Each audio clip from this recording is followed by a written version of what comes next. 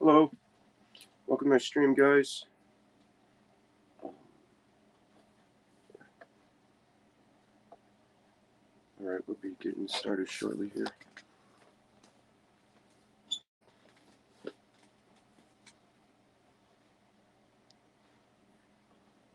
Okay, so all right, so today, thanks for joining me today. Today we are going to be pursuing the rest of the Zelda Ocarina of Time levels, and I'm going to try to do my best to get it all done. Hopefully we get all the rest of the levels done. We've went through a couple here, Zelda Ocarina of Time, and we're just finishing up a couple ones. We came through Kokiri Forest, so the Deku Tree, did all that first time, Lost Woods, all that stuff. So we're gonna come in, start with the Forest Temple, and try to work our way from there. So like, do the rest of like whatever we got going on. I think a couple things in Hyrule Field, a couple things in Hyrule Castle, like Hylia, and then a couple like uncut scenes, like the stuff where like practice like the characters and item manipulation, item interaction stuff. It's just like gray box levels. But this is where we are at right now. We're on NoClip website. We're just continuing off of that. And we're going to continue with the Forest Temple. So this is like the first temple that you interact to get the, I think, the Forest Medallion. It could be wrong. I'm sorry. It could be something else. You know what? Let me look it up. We just played it.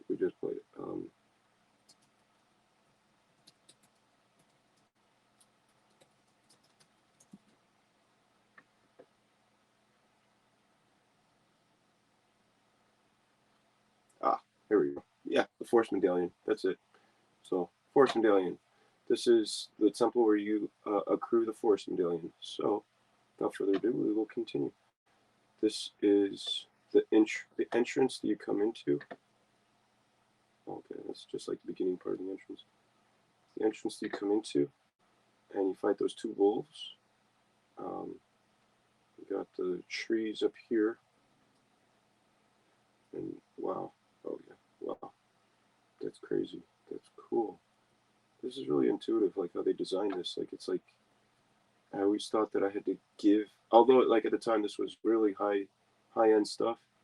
Like it's just so simply like put together.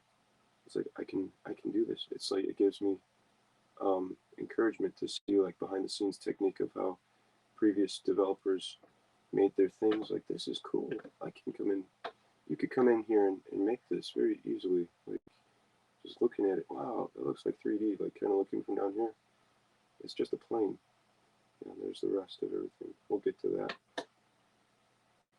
So this is the intro, like um, what is it, Coliseum or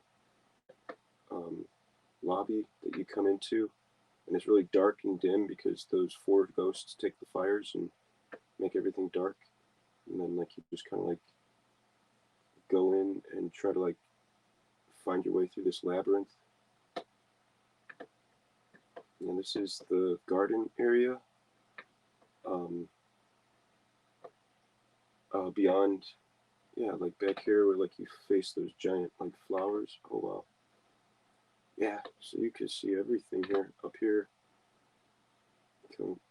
Like you're on ground level, so you don't see anything up here. Gosh, that's cool. What? Yeah. I always wondered what was, you know what? Yeah, we'll go up there. I always wondered what was above those castle towers up there. This is what's up here.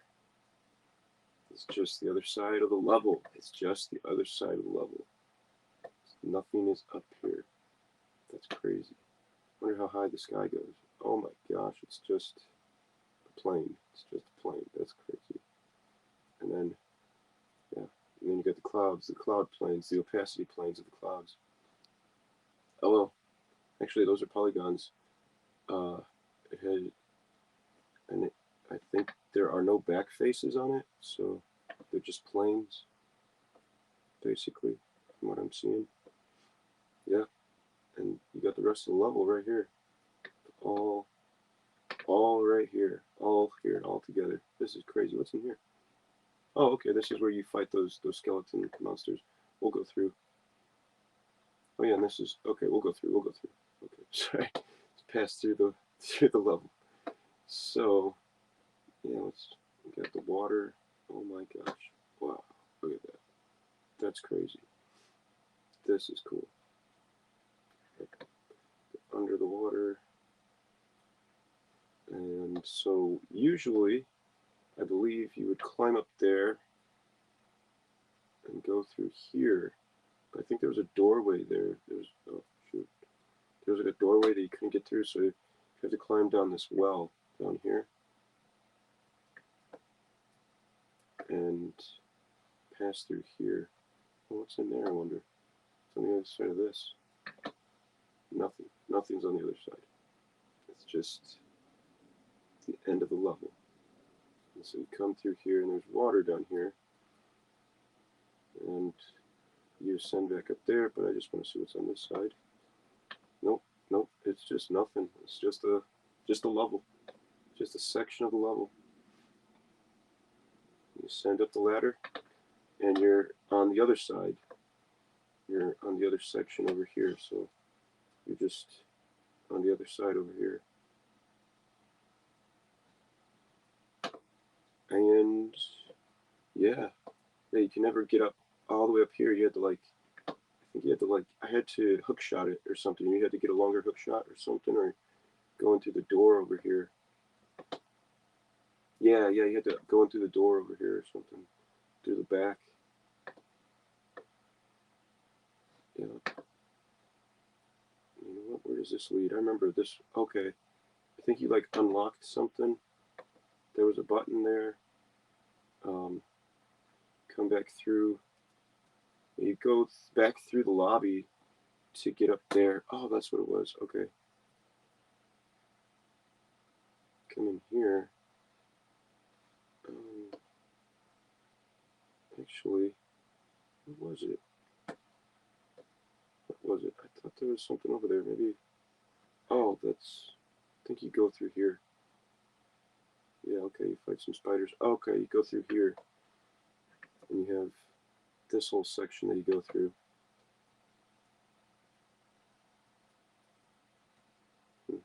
Yeah. Oh, yeah, I remember this. This was the first time I was here. I remember this. Oh, wow. Yeah, we push those blocks around. And we have to. Yeah, I remember this part, this section. Yeah, you push the blocks around, push them out of the way, push them in this direction so you can, like, ascend up here. Yeah, you push it down. I think you push it down there so you could jump up here and then climb around the level and get up there. Yeah, and then you go into the door there. But, oops, what was that section? Oh, shoot, okay. Yeah, and if you go through this doorway, oh, well, okay. It's just back at the entrance. Maybe there's something. Oh, shoot, oh, shoot.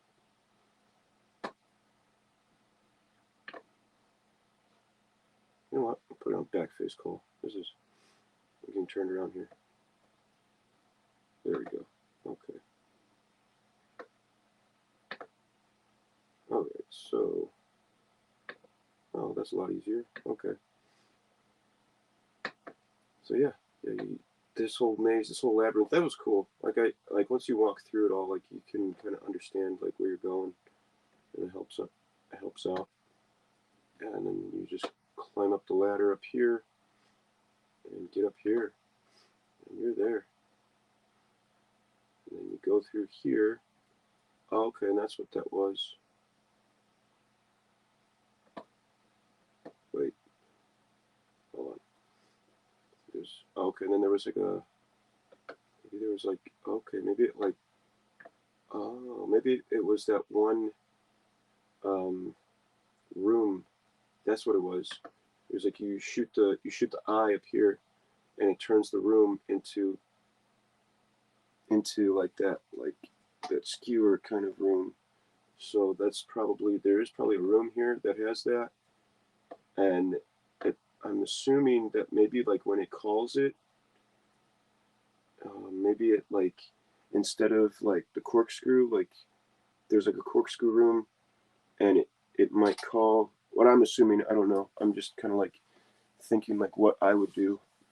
Maybe like it calls the room to that, and so when you hit when you shoot this eye, it like it does that one cutscene where it goes in and it brings it back and it makes the room straight again. It makes the hallway straight or corkscrewed, and it, depending on if it's corkscrewed, it probably calls that level to these doors, like the corkscrew level. So like maybe like it's probably one level, but like it probably calls the corkscrew level to this level to this point. So like the corkscrew hallway comes here, and then the level itself is either right. So like let's say like it's the corkscrew level. Like it might like call the corkscrew hallway here, and then it takes the one singular level that is here, or that one. Where is it?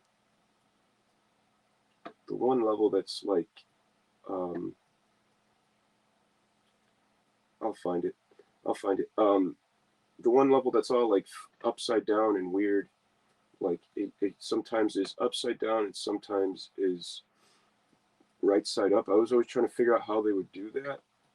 And so seeing that maybe it's not here, it's not an exact room, it's probably like, it probably depending on how you shoot the eye, it either calls the corkscrew hallway or the straight hallway. They might have like two different hallways for that. So that like, so it looks like you're going upside down when in fact it's just the hallway that is different. And then depending on however like you shoot the eye, it triggers the room itself to be like deciding if it's going to be 90 degrees, or I'll take this for an example, like if it's deciding if the room is going to be like right side up, or if you hit the eye and you shoot the eye and there's the corkscrew hallway, it changes to the corkscrew hallway, and then therefore it probably triggers maybe like the code to flip the room. Okay, like load the room in this way so that you're playing like from the bottom ground, like from this side, so you can like interact with everything and like fall through the floor or interact with a certain door. And then if you shoot the arrow again and it calls in the straight hallway, then maybe like the game says, okay, take the room and load it in this way so that you're playing everything correctly. So that's what I'm assuming that they probably did with that. I always wondered like how they figured that out. So that's what I assume is happening, and that's like from like what I'm seeing here. So if I'm wrong, please someone tell me and correct me and let me know, because that's what I'm assuming would be the case. And until I know further, that's what I would say would be the way that to wrap my mind around it, and describe how they would have done that, how they could have probably done that way. So that's my theory on it. But yeah, that's my theory. That's how I'm perceiving that they could have made this that level, that section of the level. If anyone else has understanding on that, please let me know and correct me if I'm wrong. But that's what I'm thinking happened. That's how I'm thinking what possibly could have happened there, how they could have done that. Because that was just a mind bending like game. I was like mind bending level. I was like, how did they do this? Especially for this time. This is crazy. This is cool. But I feel like I perceive that that's probably how they did that. I'm thinking.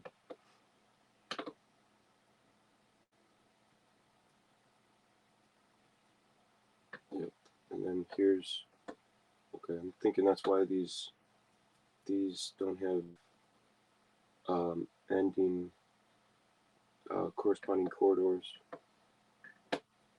That's cool. That's still genius how they figured all that out. That's really creative. It's like, it's intuitive. It's like engineering and puzzles. It's really cool. Then we have this section. Let's put backface calling back on.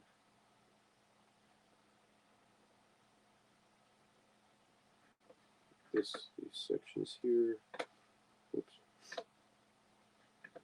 Oh, where does this go? How do we get here again? Oh, okay.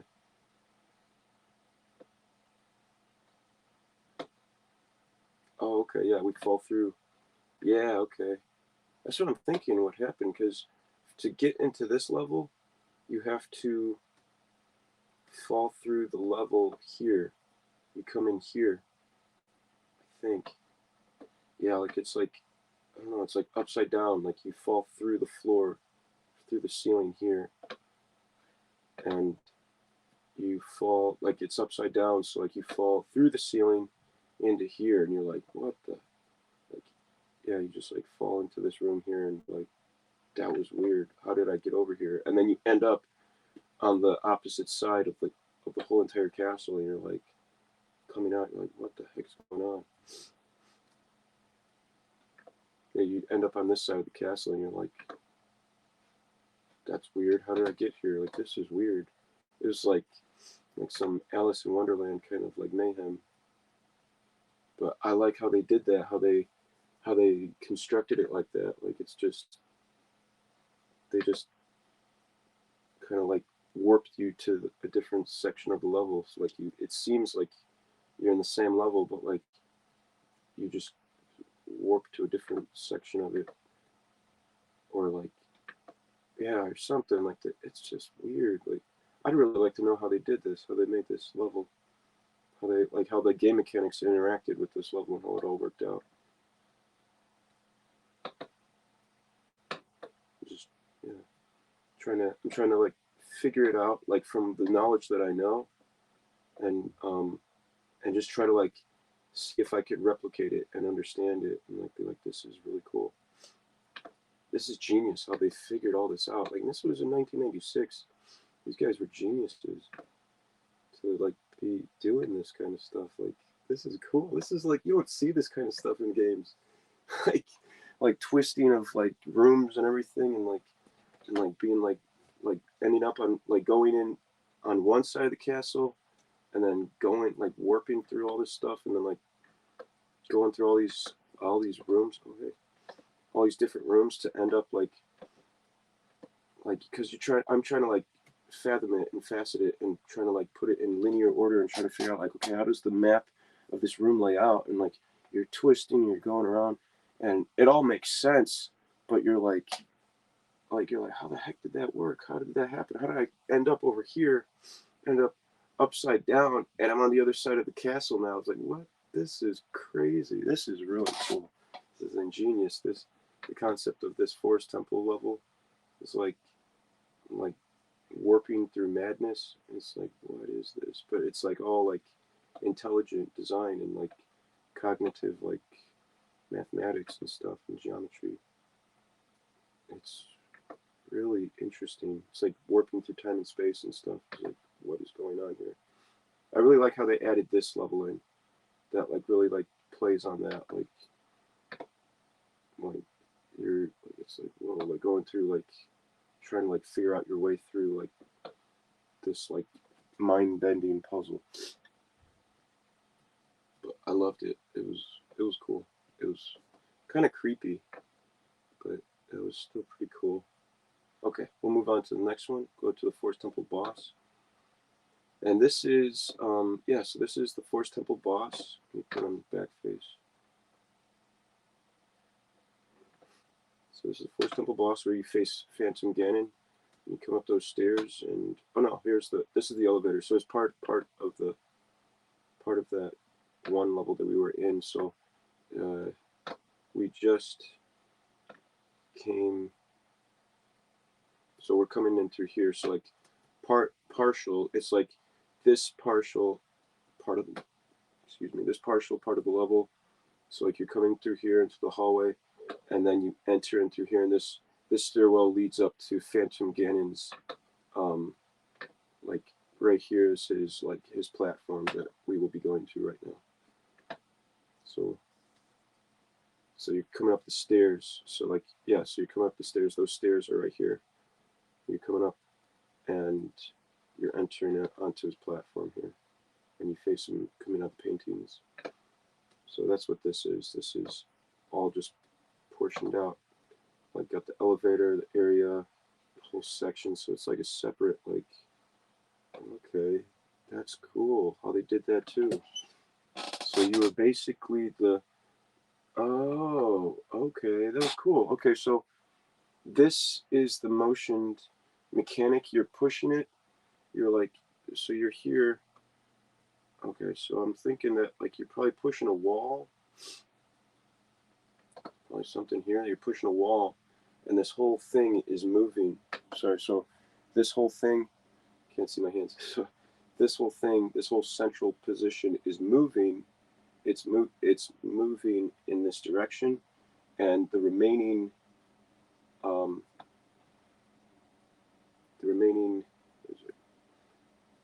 remaining level is staying stagnant.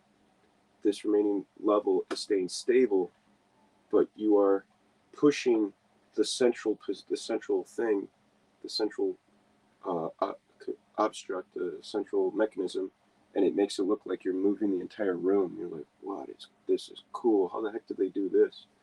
So it's just kind of like a reverse illusion. Everything is staying stable.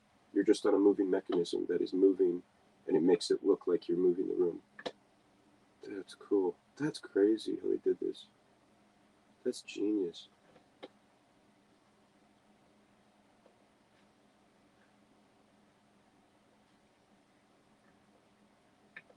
Okay, and then this is Ganondorf's Phantom Ganon's level, where you're fighting him, and he's running through the paintings, and you have to figure out which one is the real Ganon, and then you shoot him, and with the arrow. Oh, okay, so it kind of like pays context to the final boss. You have to shoot Ganondorf with the arrow, with the light arrow, and then eventually Phantom Ganon comes into the center of the part, and he throws his orb at you, on his light orb at you on his horse, and you have to hit the orb back, and that plays again with the final boss Ganondorf. So like, that's crazy. Like, I love how they just incorporate all of that into the level, into the final boss, and it just gives you like a hint at what the final boss will be. But it's so long later, like you don't remember. By the time you get there, you're like, oh, I forgot about that. Like, I figured it out by like just getting frustrated and just like mashing the buttons, and finally just like as I'm like just like swinging the sword, I accidentally hit the orb back, and I'm like, oh, I completely forgot about that. That's crazy. Okay, cool. All right, let's get this. Let's do this. So, but I also seen, yeah. So like, yeah, they're just like, I thought that was pretty awesome how they did that. Like, that was really cool and fun. What's up there? What's up there? Nothing. Nothing. Oh, okay. Oh, it's just a window. Okay, cool. It's just part of the context of the environment. That's pretty cool, and it doesn't go anywhere. I never noticed those windows up there. That's pretty cool. I guess it's just like part of the environment that like you notice. I wonder if there's something like if you see something through that in the game, whereas utter darkness in this behind the scenes stuff. So I heard behind the scenes in another video that I was watching a long time ago that somehow they got the mechanics, the animations to work on like a different website, and they found out that when Phantom Ganon comes through the painting, he looks really small, like he's coming down the pathway, he's coming out of the painting, and someone like theorized that he was shrunk, like they had him at a big, like he was he shrunk down, like it was like they had him at a tiny scale and they expanded him upwards to normal scale, so that it looks like he's small in the painting and he's coming out of the painting and he's progressively getting like closer to you, when in fact they're just maximizing his size to normal size. And then he comes out of the painting and he's in the room. That's what I think was going on, but I will. They expound in greater depth on how that works and everything. I'll try to find that video and provide a link to it. But that was a cool video to do. You know what? I'm going to make a note of that right now so I don't forget.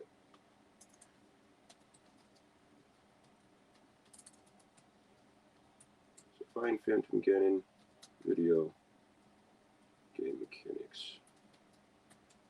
of Forest Temple Boss behind the scenes. So I can provide a link to that and help you expound more in depth, because he goes in in greater detail of how the character was stored and is ready to, like, he's like stored out here in stagnant space, like just in the back behind the walls, so that when he is triggered, he spawns in at this point, and like he comes in and he's coming out.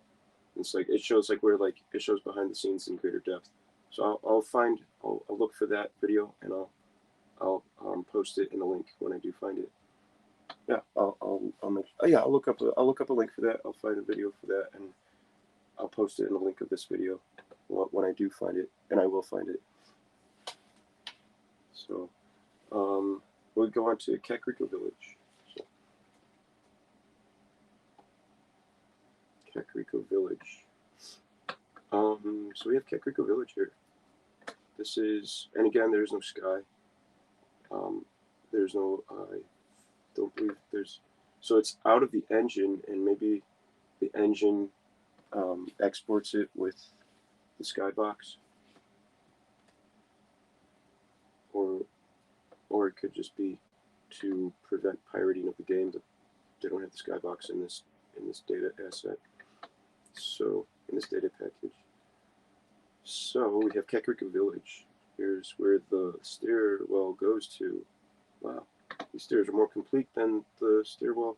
Oh, cool. So you're like supposed to be, this is the stairwell that you go up to, and then you come up here. Dude, that's awesome. I was just thinking, like, if they remade this game, they could make it to where there would be no cutscenes, and you just go straight from Hyrule Field straight into Kakariko Village. So, like, you don't have any of like these cutscenes. You just come straight from the field and you go straight into Kakariko Village, and like it's like, what? Like Breath of the Wild, like where like you just go straight into it. There's no cutscene. That would be crazy. It'd be like, what? It'd be like Dynasty Warriors. Everything just like fits together in massive open world. It's like nothing. No, that'd be cool. But yeah, I mean, like at the time they needed cutscenes because the N64 could have probably only handled so much, and this was like a massive epic game, crazy awesome game. Like for what they had, dude, they did the best. They like maximized it. Like they used the best to really like expound on this. So what's down the well? What is down here? Nothing is down here. There's nothing down the well. Well, however, that was no pun intended. That was an accident. There's water here in the well when you're young Link, and then you can. Oh, maybe I should have spoilers. I apologize. Spoiler alerts. So spoiler alerts in this video. I'm going to be talking about a lot of like the end, the things that you get and the rewards that you get, and how to get through certain levels throughout behind the scenes. Just expounding on like acknowledging certain things and observing certain things. So in here, without further ado, I'm going to tell all the secrets all the stuff. So spoiler alerts, if you have not played the game, please exit now and go play the game, or else I'm going to spoil everything. I apologize if I do. Okay, so that being said, um, so to get the water down, so when you're young Link, you go in to the windmill, and so when you're older Link, when you're adult Link, so when you're young Link, okay, so when you're young Link, the well is filled with water, and when you're adult Link, the well is empty, and you go into, and you're like wondering like, okay, that's weird, how did it dry up? Like you just thought like, okay, it's just older, like it may have just dried up over time, and you go into the mill, and there's a guy playing in the windmill, and when you're young Link, he's happy, and he's like, all right, happy, happy, happy, and then he's playing his song, and then when you're older, he goes in there, and he's grumpy, and he's still playing his song, and he's just really like grumpy and snarly, like, okay, maybe old age has made him like bitter or something, and then like you talk to him, and he says, there's this kid that taught me a song, and when I played it, the windmill started spinning fast, so fast that I couldn't stop the windmill from spinning, and I guess the windmill, it draws its energy from the water in the well, and so since it was spinning slowly, the water was in the well, but as it spun quickly, as it spun quicker, it dried up all the water in the well, and maybe that was like their maybe main source of life or something, maybe resource, and it all dried up, and he got angry. Maybe I'm assuming he got angry because potentially, if your resources dried up, the townspeople, it probably implied that the townspeople hated him now because he ruined the windmill and it destroyed their source of well water, their source of life. So maybe he got like shamed and rejected by the town. That's what I'm thinking. Like, why would he be angry at this kid that just taught him this song that quickened the mill for some reason? So he teaches you the song that this kid tells you in the past that this kid played to him. He's like, I remember that day, that kid, he played this song, and it ruined everything. It quickened the mill, and it quickened the windmill, and it dried up the water.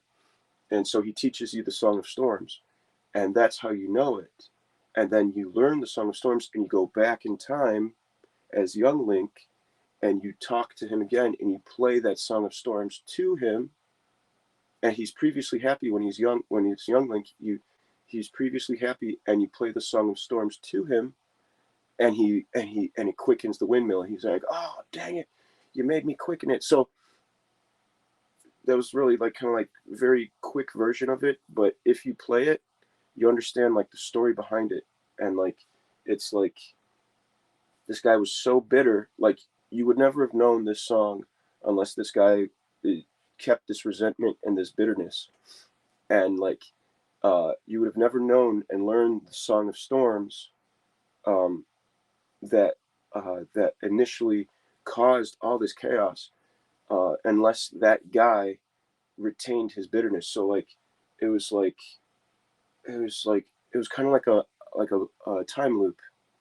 You would you didn't know how to play. You didn't have any knowledge of the Song of Storms prior to this, and so you go to the future, and this guy is bitter from someone playing the Song of Storms to him, and he remembers it, and he's rehearsing it in his mind, and he plays it to rehearse his pain, and he plays it to the very person who is not knowledgeable of this, to the very person who in the future gets this song, and then with this knowledge goes back in time and goes to him prior to any of this happening.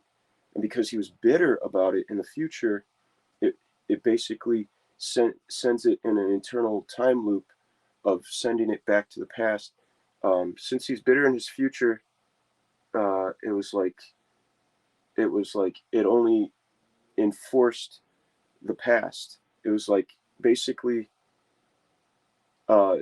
since he was so bitter in the future, it only reinforced that time loop of of of of chaos in the past. So like it was like if he was not bitter in the future, if he had forgiven the kid, if he had forgiven Link in the past, he would have never have rehearsed that song in his mind. He would have never told it to adult Link. Adult Link would have never gone back into the past and played it, and therefore caused the windmill to dry up all the water. So it was kind of like he was angry at you for something you had not done yet. It was like you had not gone to the past yet. You had not come to those you had not come to those events in the past yet. So it was like something that you had done in the past that you were unaware of that you were to do. It was kind of like the play on, I guess, fate, sort of like it was fate that it would be that you had not yet come across. It's very complicated. I'm really making it. I'm hoping that I making it understanding. But basically, if he would have not harbored his bitterness and if he would have forgiven Link, it would have ended that death cycle, that constant cycle of eternal like destruction of the windmill. And I don't think I didn't really, as like a kid, I'm like, okay, that's not really that great. Like, okay, the windmill goes faster. What's the big deal? It sucked up all the water. What's the big deal? Like, I think like I'm thinking that was probably the case, that was their source of life, and the windmill just dried it all up. And this guy who was the watcher of the windmill, basically, it was like, you had one job to do. Great job, man. Great job. Like, they were like just like shaming him and condemning him and be like, great job. You had one job to do. Like, kind of like Charlie Brown, how all the kids are like little snobbish jerks to Charlie Brown, and like in Charlie Brown Christmas, like, great job. You had one job to do. Get a Christmas tree. You got this thing. It's like, geez, good grief, leave me alone. Like, get away from me. So he was probably just bitter about that, rehearsing his bitterness, told Link about it. Link went to the past and actually did the events that he was bitter about, and basically like fulfilled what he said it would do. So it's kind of like, I guess the lesson is that they were telling us was maybe forgive your past, forgive people in the past, so that so that your future could be free or something. Like, forgive the past so that the future could be free. I don't know. There is a lesson I feel like that they're showing in that. Like, it was like, yeah, like, yeah, like if you hold on to bitterness in the past, you'll be hurting your future, or something like that. I've heard it best that someone said that. Okay, maybe not. Never mind. So yeah, so like basically like, yeah, I lost my train of thought. So I think the lesson that they're saying is forgive your past, forgive those in the past, so that your future will be, so that your future will be free from whatever, like from that like death loop, from that. It's like holding bitterness isn't hurting anyone but yourself and your future. It's like forgiveness releases the future. It's like forgiveness of the past releases the future to be healed, and it's like to pursue, like, to be free from that endless death loop, that time loop of the past. So like, yeah. So there's, yeah, whatever lesson you guys figured from that, whatever like a moral that was teaching, feel free to leave your comments in the comment section below, and tell me what you think of like of that whole vendetta of the mill guy, the guy who teaches you the Song of Storms. So if you're ever wondering how to get the Song of Storms and how to drive the well, that's how you do it.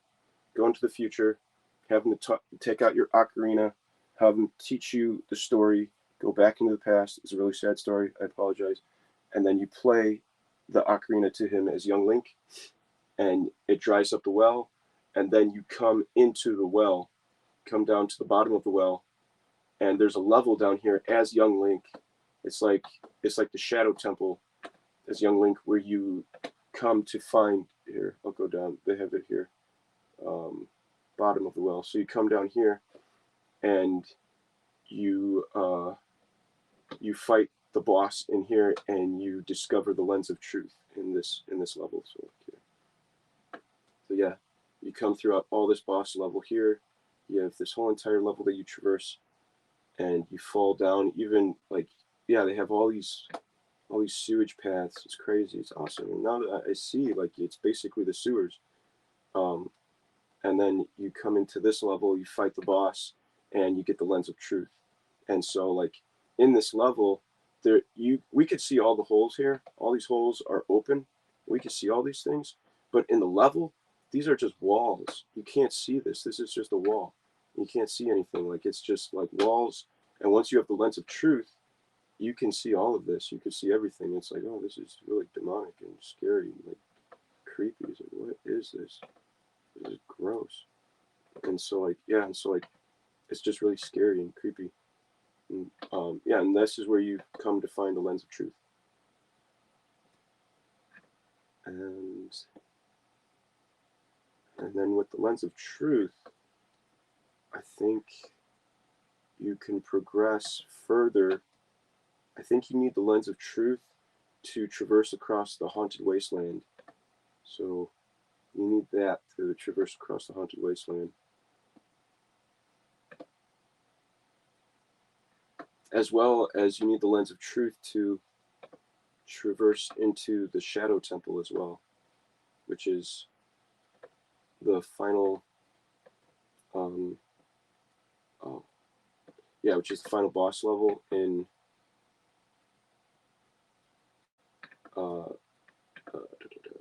when it's where you go. No, it's not the final boss level. It's it's where you go to get the Shadow Medallion from the Shadow Temple, which is at the back. Here's the Shadow Temple. Yeah. I'll just go to the Shadow Temple. It's like this is. So you know what? To understand where the Shadow Temple is, we will go to Dante's Graveyard. No, not that. Kakarot Graveyard. Okay, so Kakarot Graveyard. Yeah, so it's behind Kakariko Village. That's where the windmill is at. And you come in here. You have Dante's little hut, and you got the graveyard here. And what's beneath all of this? Let's go down. Nothing down there. Nothing at all. Oh, okay, except that. There's that. It's the hole that goes into Dante's grave, I think. Or no, the royal grave. Dante's grave is something else, I think. Could be the same. No, it's the royal grave. It's where you find. I think you find the Song of Sun in the royal grave over there. You can stop the zombies from attacking you. We'll go into the royal grave. Royal family tomb. Royal family tomb. So this is where you find the Song of Sun. So, oh, here we go up here. So this is, so you come down that section in the grave, come down here, and you have to fight these bats. Assuming that's their spawn point. And then you come through here, and there are zombies here that traverse through that, and that water is dangerous. And then you come through here. Oh, let's close the note. And you come to the royal tomb, and I think this is the Song of Sun. Yeah, that's the Song of Sun. That's the Song of Sun. And yeah, and you learn that, and I think it freezes the zombies as well. I think you get something. I think there's a chest here or something. You learn the Song of Sun. It freezes the zombies as well. Allows you to have power over the day and night, to change it from day to night. And that kind of reminds me of Zelda Majora's Mask. Like you have like control over the time and over the day and night and over more majority of things with your ocarina. I really like that. That game was cool. I really like that game a lot. I like Majora's Mask. However, the one that we had was The one that we had was faulty, so it didn't save properly. We would play, and then it freeze and erase the game. It's like, dang it, shoot, get all of that, and then it's like you had to like really hope that you made some major progress or like get around the game, and then if you didn't save it correctly, it just erased the game, and it's like it didn't overwrite it correctly. But that'd be cool. Maybe I'd like to play that game. I just gotta find it. I don't have it. I just gotta find it. So if I do find it and I do have it, I would love to play that game. But right now, I don't have it. But maybe sometime in the future I'll find it. Hopefully. Can't make any promises, but it's something I would like to do. So yeah, so here is where the Shadow Temple is at. I believe that you plant a seed over here, so when you're adult Link, no, it's not. That's not the case. I think you can. I think Sheik teaches you a song, and some way, somehow, you come here. No, that's what it is. Okay, so there's a evil spirit that's been trapped in the well as adult Link, and it comes and rains havoc on the town, sets it on fire, and then descends into the Shadow Temple, and Sheik brings you here, and you're able to come here and face. She teaches you the song of, I think, of the dead or something, and you can transport here to the Shadow Temple, and this is where it's at. So, Shadow Temple is just here. Yeah, there's the mountains again. That's cool. Look at that. So you come through there, you don't even notice any of this. You don't even notice the mountains. It's just like in the back. That's crazy. What? You don't even need the forest on that side. That's cool. What the heck? And so what I'm thinking, according to the map, this is Mount Doom. This is Death Mountain. This is Death Mountain here. So like,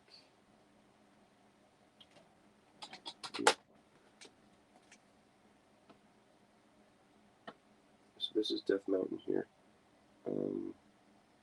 Yeah, well, yeah. I'll pull up the map later. Oh, you know what? Yeah, we'll do that later. Yeah, and so we'll go into the Shadow Temple. I'll show you the location of where that's located on the map. Yeah, we'll go into the Shadow Temple. So then you come into the Shadow Temple. Definitely, yeah. So here's the Shadow Temple. This temple, this is a massive level. This is a big level. Well, it was pretty big, but after you get used to it, you get the hang of it, and you could traverse it fairly quickly. Sorry, I had to sneeze. Wow, look at that. That's cool. So, yeah, you come in here, and you traverse through here, hook shot across this chasm here, fall down there, and then you come into this area. And there's a statue here. You can't see it, but there's a statue here in the game. There's a statue, and there's a platform here. And I think you have to, like, there's owls here. And you have to, like, hit the correct owl or point the statue in the correct owl, in the correct direction of the owl. And if it is, if it's, like, the one that has the, I think that's, like, the true owl. You can only see it through the lens of truth. I think it's like this. If you, whatever door is open, so like these doors have this on the face of them. You don't see it. It's just like a wall. It says whatever one is open, you point it in that direction, and the platform remains. But if it's in the wrong direction, where there's nothing, it goes down into the pit. And what is down there? Let's go down there. Let's see what's down there. Ooh, it's getting scary. And there's nothing down here. Nothing at all. It's nothing. It's just, and nothing here either. It's just nothing. Just nothing. just like a trigger. Like you enter into a trigger box, and that's it. And it ends your guy. Like you start off the beginning, take 3 lives, three hearts away. That's it. Not even that bad. Not even that scary. And you come in here, you got these walls. These walls are still invisible as well. You don't see the skulls. Don't see anything. Oh, what's in there? Nothing. Don't see anything. Ooh, creepy. I don't like this place. Yeah, and then you come over here. Same thing. Back face call. See those guys. I don't like this place. I don't like death. Okay. And yeah, and I think here you find something, and then you fight something over there. And then you need the lens of truth, which you get from the well. Oh, that's weird. That's creepy. And then you fight stuff here. Come in here. These blades are pretty cool. There's invisible blades here.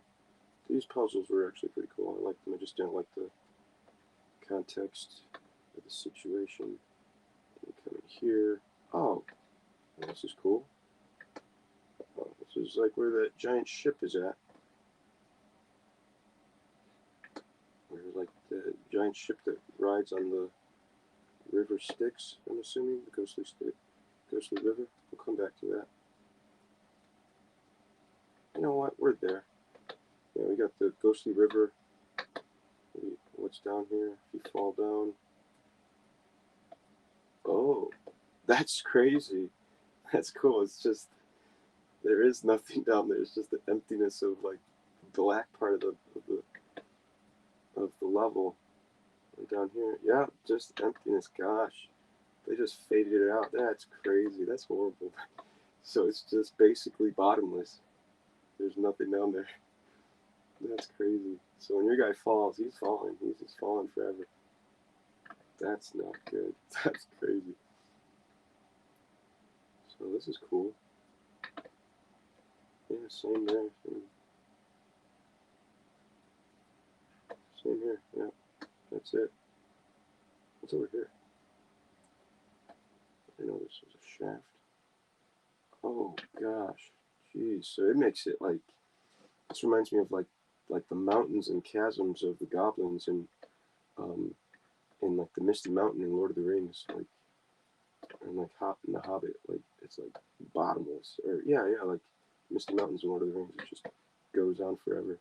It gives you that long, just like far down feeling, like dropping feeling. But there's nothing down there.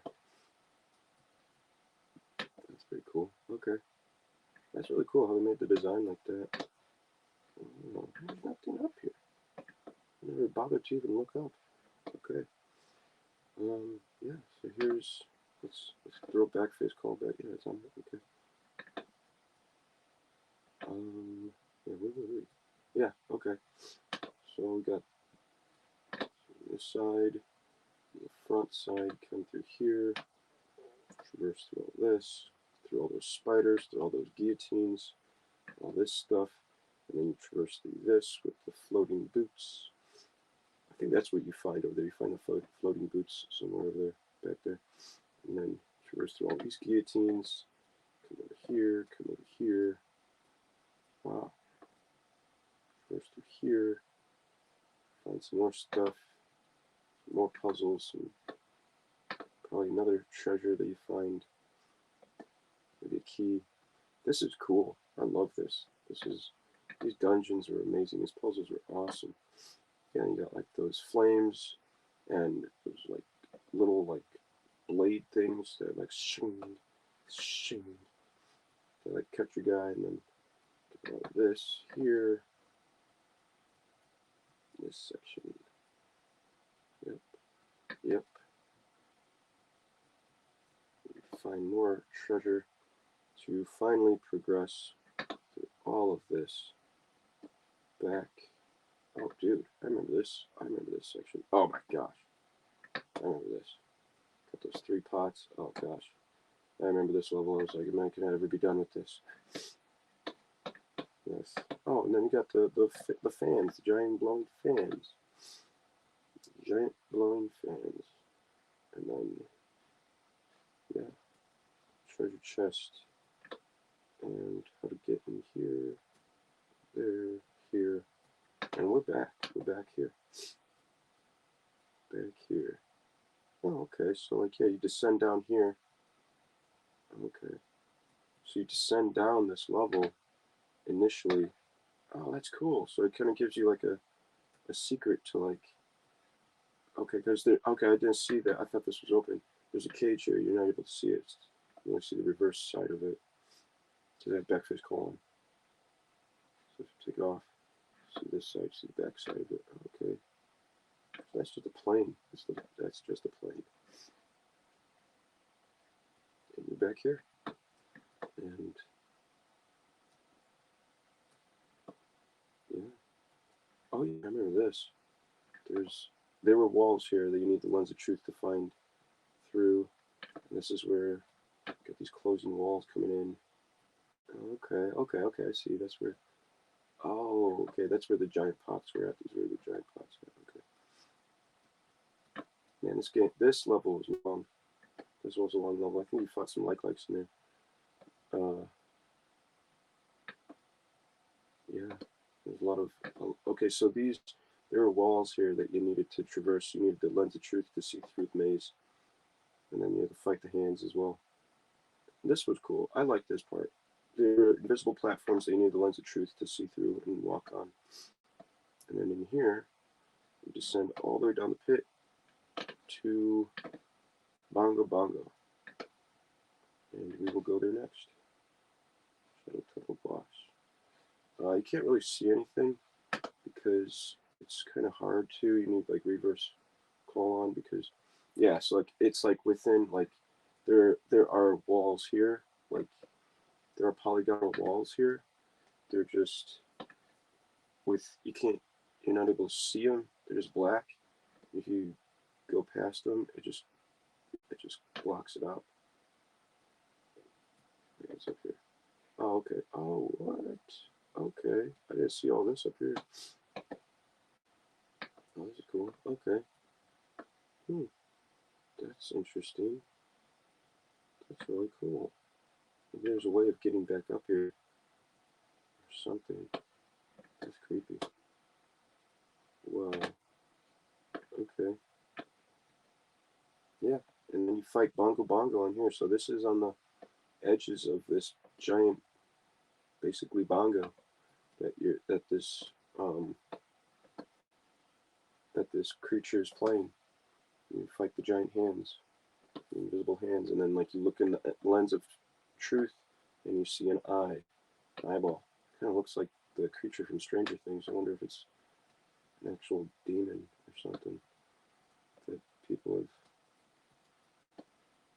seen. It's kind of gross. I don't like it.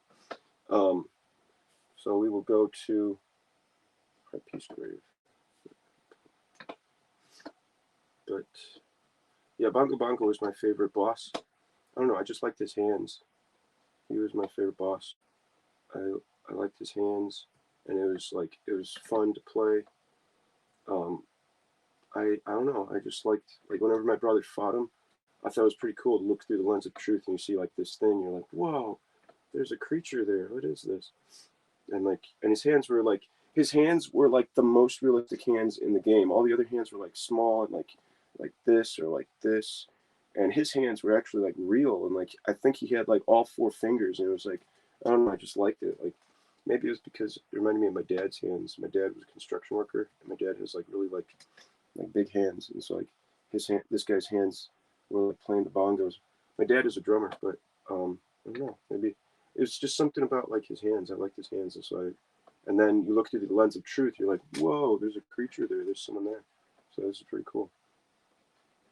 But that was my favorite character, Bongo Bongo, as a kid. And then this is now, yeah. There's Bongo Bongo has a special place in my heart.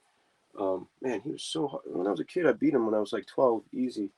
But when I was an adult, like it was like took forever. I was like, what the heck? This is crazy. Maybe if you have more hearts, it's more challenging. I'm not sure. But yeah, and then here is a heart piece grave. It's just another grotto. And by grotto, what do I mean by grottos? I didn't know that this is called a grotto until I started coming into this behind the scenes stuff, because the grottos themselves, when you fall into a hole, there's it, Hyrule Field grottos. They have a section for each grotto that you fall into throughout the game. Like all the grottos that you fall into, like here's this section you fall into, maybe in like the water level or something, and then in the forest, Kakariko Forest, possibly in the water temple or something. Oh, this looks like a fairy fountain. Yeah, Gerudo Desert.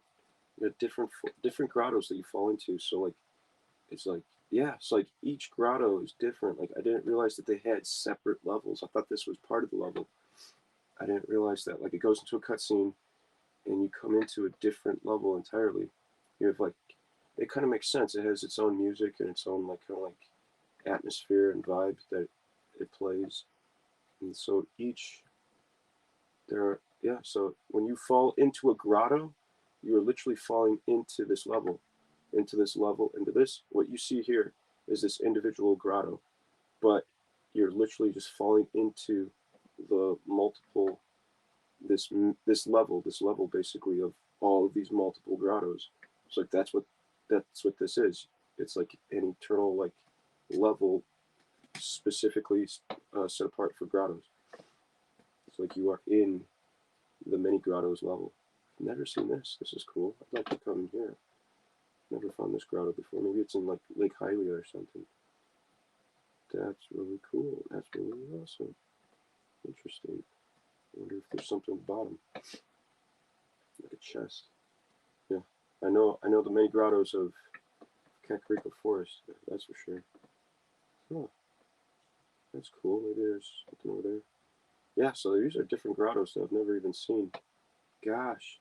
I thought they were just all the same. I thought it was just like this grotto, like or like the green. I always fallen into like the Kakariko Forest grottos.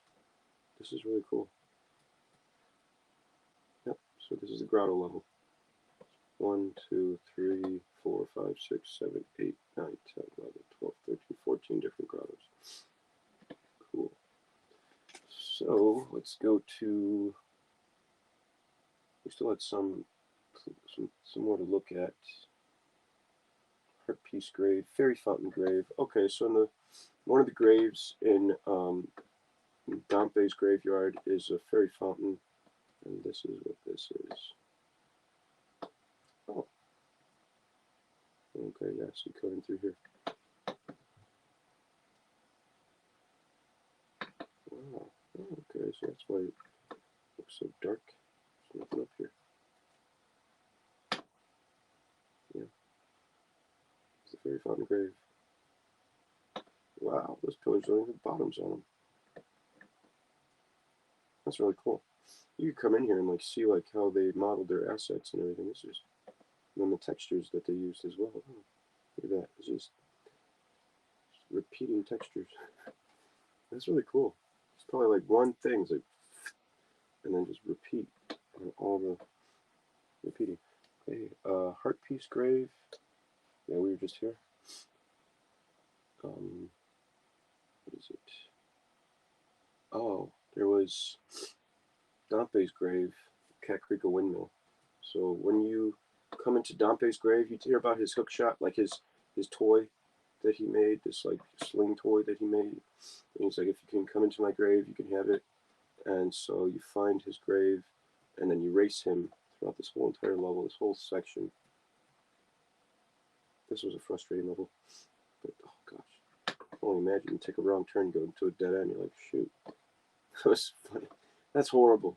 Man, they really made this well. This is horrible. That's cool. Oh gosh, when you're playing this, you're like, where do I go? What the heck? Wow, this is cool. This is like, okay. Man, seeing it from up above, it's much easier. Yeah, I've fallen down here so many times before.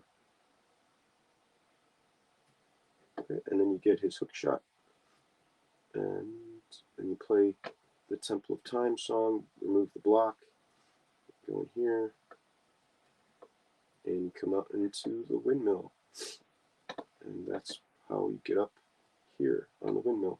And that's how you get, like here, there are like 2 wooden beams that spin. And you jump on the wooden beam, come around, and you get over here, and there's a piece of heart right there. So that's fun. And if like I think since you have the hook shot, it's like if you fall off, you could just hook shot back up here and jump up there. So like, you don't have to go through all the grave again. It's convenient because like you shoot onto the wood. So yeah, that's where that all connects to. That's crazy. That is the graveyard, and then this is the windmill, and it's in proximity in the game. So like, click the graveyard. So I think like here's Dante's grave. You descend into that, and you're going to the windmill. So all of that is under the ground. So you go in here, go to the windmill, and it's basically, there's the windmill. So you fall into the grave, which is grave to the windmill. So you go through all of this, get here. Oh shoot! Oh my gosh! Go up there, okay, into the windmill. And then where is the windmill? In proximity to the town. Okay, click the village. And there's the windmill. In proximity to the town. Oh, yeah. And yeah, there's nothing back there. There's nothing back there. What? This is really cool. This is actually really well laid out, designed. Yeah, there's nothing back here. In that direction, that's where the graveyard is at. Yeah, and I was always wondering, like I've seen this up here, I was wondering if like you could hook shot up there and get to that point, because there's a stairwell up here that goes all the way up in the back. And you can see higher than that one guy over there, because he says, I'm not satisfied that, like when you get up there, there's a guy up there, he's like, I'm not satisfied that anyone is taller than me, I can see higher than anyone. And so like maybe he's like saying that because like there's a higher place throughout this level, like hinting at that there's a higher place, and it's right there. And you could see, I wonder if you get up there somehow, because there's that. Maybe you just need the longer hook shot. I'll try to do that. That's pretty cool. Whoops. I will take note of that too. Whoops. Oh, shoot.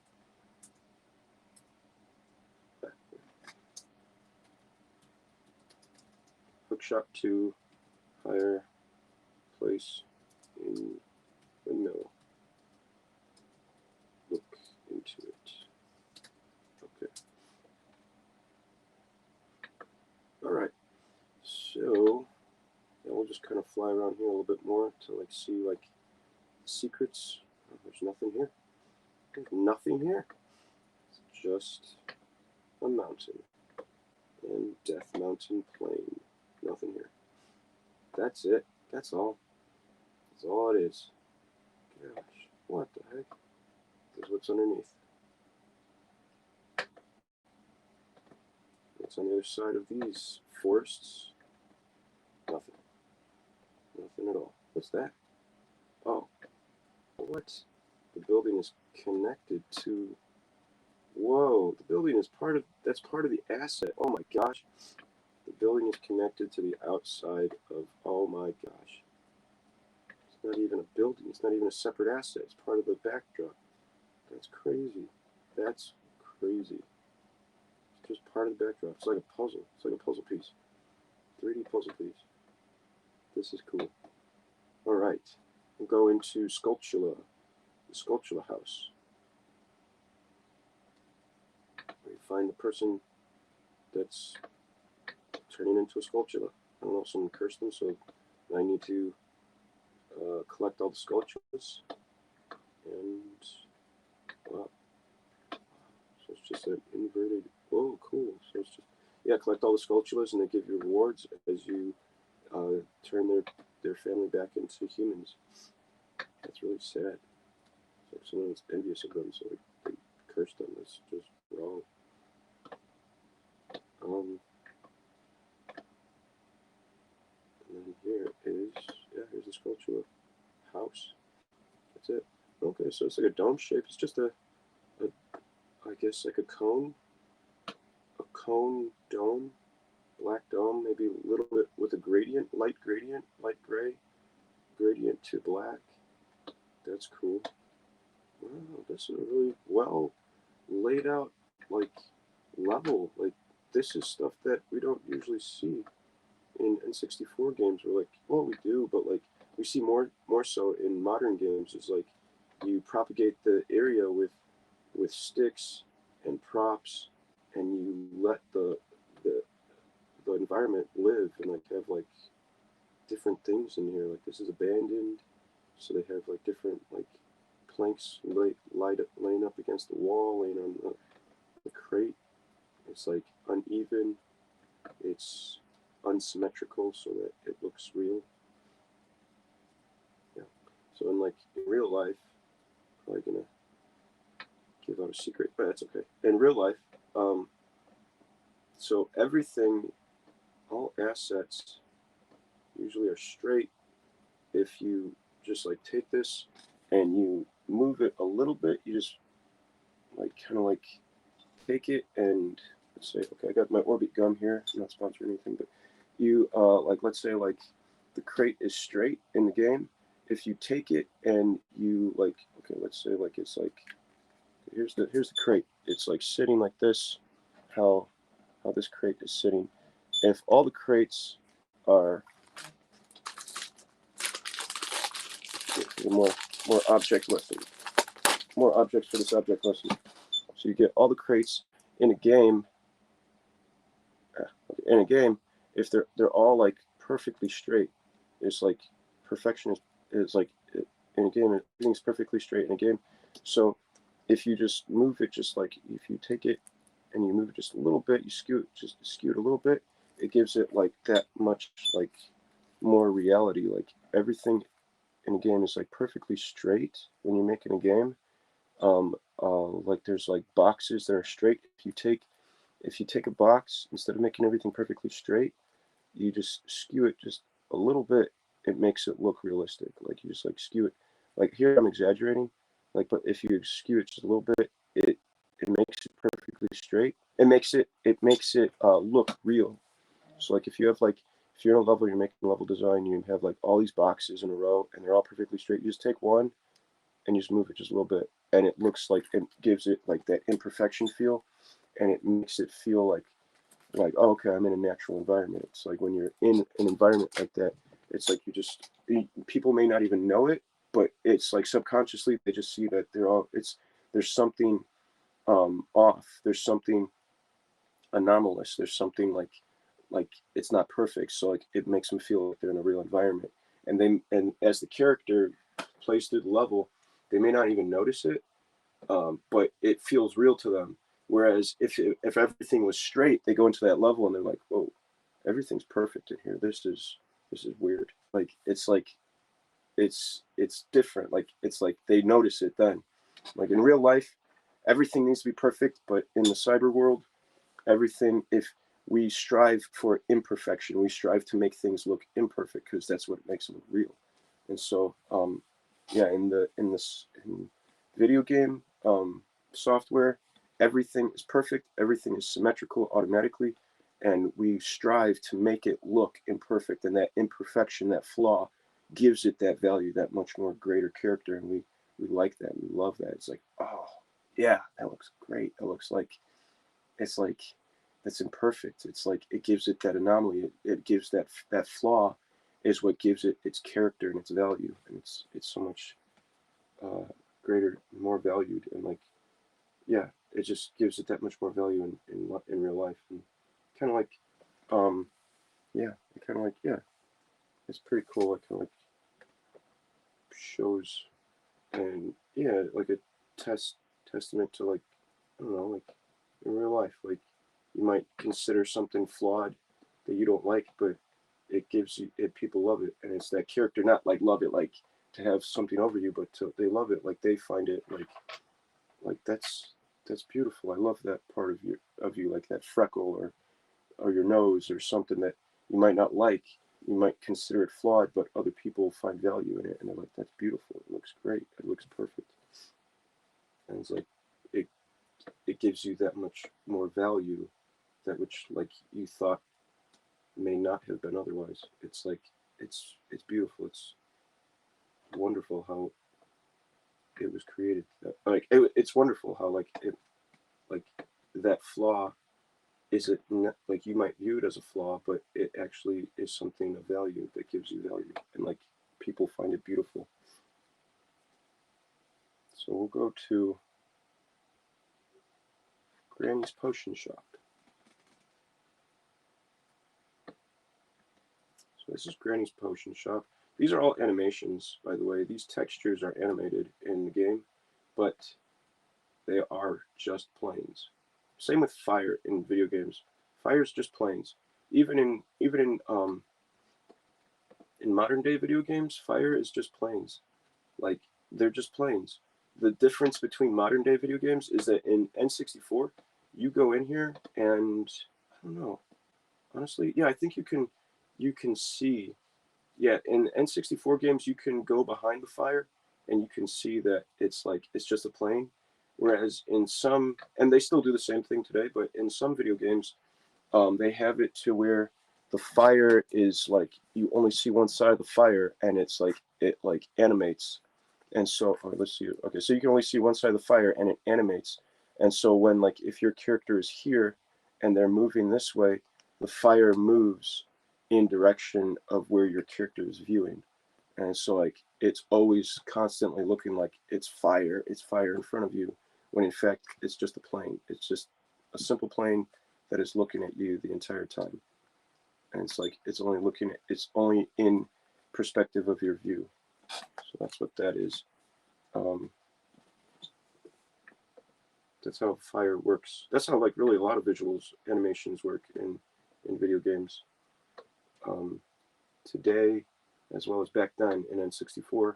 However, with simulations and particle effects, that's different. That's more of like that actually gives it like fluidity and animation, and like really like volumetric animation. That's more 3D, and that's more of like really like actual like gives you like um the recommendation, recollect like the whole like recollection of like how like fire is and how the simulations and fluid effects actually are.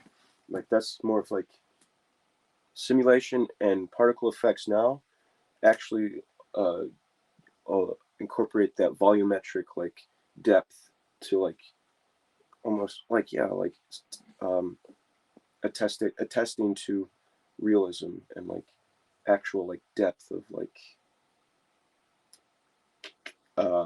3D like simulations, like such as fire, such as water, such as smoke, explosions, it's like that, like all that stuff. That's more of like they're really like expounding more onto like Embergen, as well as Houdini, and certain things in Maya. They really like expound on simulation and visual effects. That's really more of like they it gives you like more of like an in depth. It's not 2 dimensional. That's what I'm saying. It's not a 2 dimensional plane. It's like more of like in depth. Um, volumetric simulation. So you don't feel like you're getting cheated out. Like, what the heck? Look at that. Look at that piece of crap. What is this? No, I'm just kidding. It's not a piece of crap. It's awesome. It like yeah, it's like you're getting cheated out. It feels like that, but really, um, in the game, like back then, it was like, whoa, look at that. Look at that smoke. That's just crazy. This girl, she has a potion shop. She has something boiling back there or something, like she's cooking something. Um, so, but yeah, yeah, I like simulation and particle effects. It's fun to figure it out. It takes a lot of processing power, but I like it. Heart Piece Grave, shooting gallery in Kakarika Village. This is the shooting gallery. Oh, look at that. Yeah, these things are just planes. You could see this now that like back then this was like awesome graphics. Now you look at it like that's just planes. Like you can even play the video game and see it. Oh, that's a really good That's a really good asset.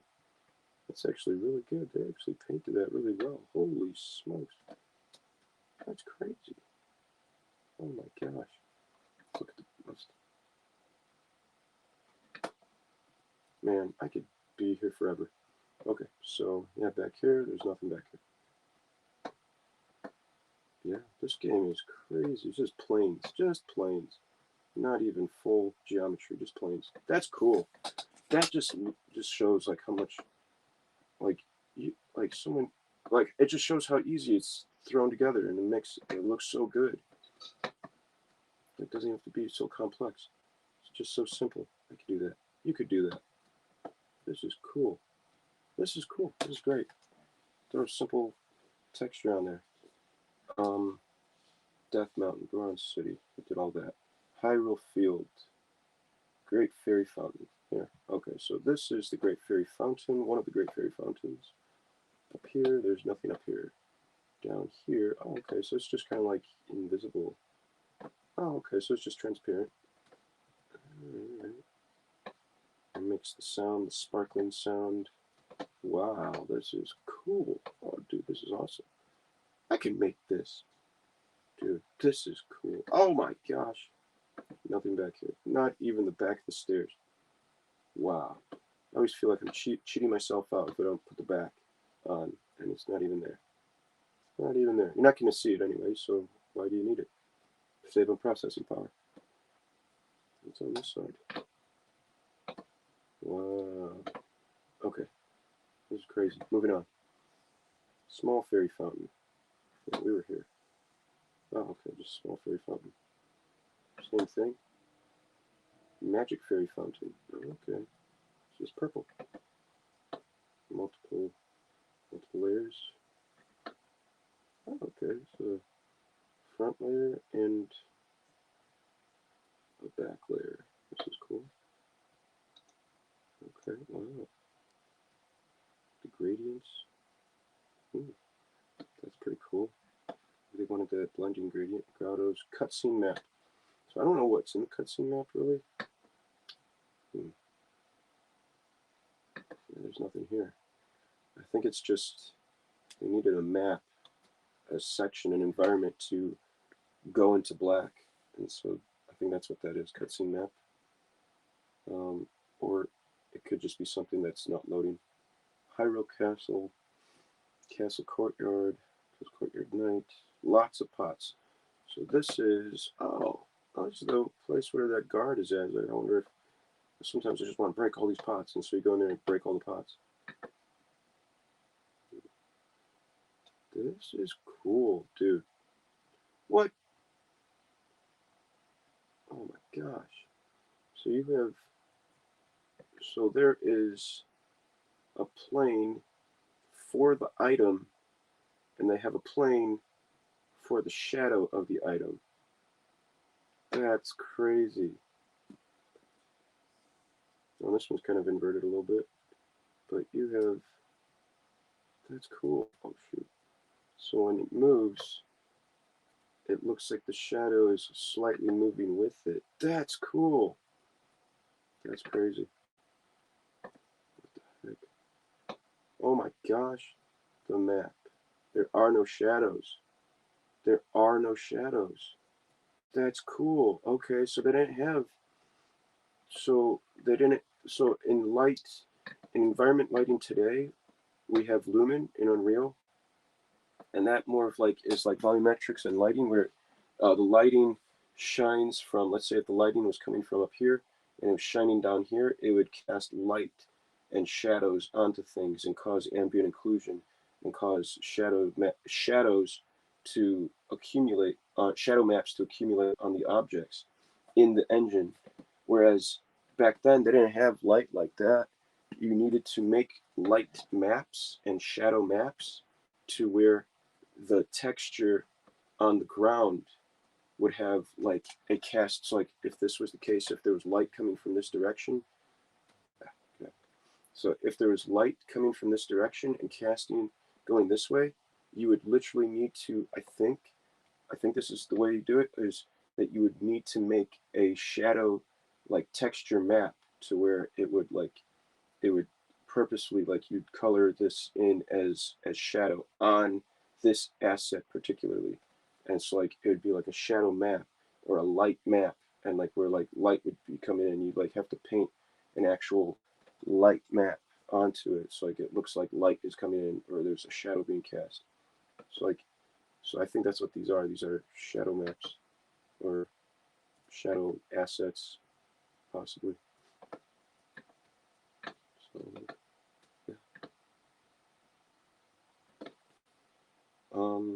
I'm True Bullying Ellie. I think there's probably a better way to explain it. Yeah, yeah. So yeah, there's shadow maps and light maps. Now Lumen takes all care of that in Unreal Engine. Thank God we don't have to do that. Well, actually, that kind of sounds fun. It's like kind of like engineering and puzzle, kind of like figuring out stuff. It sounds pretty fun. I think it'd be enjoyable to do. Like once, like I'm sure it was frustrating at first, but honestly, it was probably like exhilarating because they invented something new and they're like, "Oh, this is cool. This looks really great. Let's do it." And they just made it, and um, I think it would be pretty cool. Like it'd be kind of pretty fun to create, and probably like make you appreciate your work that much more. So, Bomb Shoe Alley. And learn how to. Oh, it's behind the door. Nothing behind the door. Oh. Whoa! Oh shoot! What's back here? Oh my gosh! It's just a black spot. It's a black place. Wow, that's cool. Because you look out there and there's nothing. So they made to sure that you don't see like the edges and everything. That's cool. Oh, that's cool. This is really well made. Oh, look at that artwork. That's really good. Man, that's really good. That artwork is really nice. Come to see it. Yeah, so like this one was you try to shoot in the target. There are multiple walls here that have multiple targets, and that was I think the final target where it goes up the wall and you couldn't really get it into the. It would turn it. It would like come this way and go this way and go this way and come up here and come back. So you had to get it in the right spot. So boom, boom, boom, boom, and then up into the hole. What's on the other side? Oh, it's just a cone. Wow, it's just a cone. That's cool.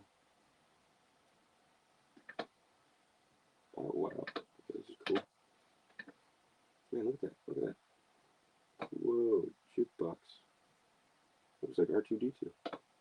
Oh my gosh, it's nothing. It's just a plane with a cone. Oh my gosh, I didn't even notice that. That's crazy.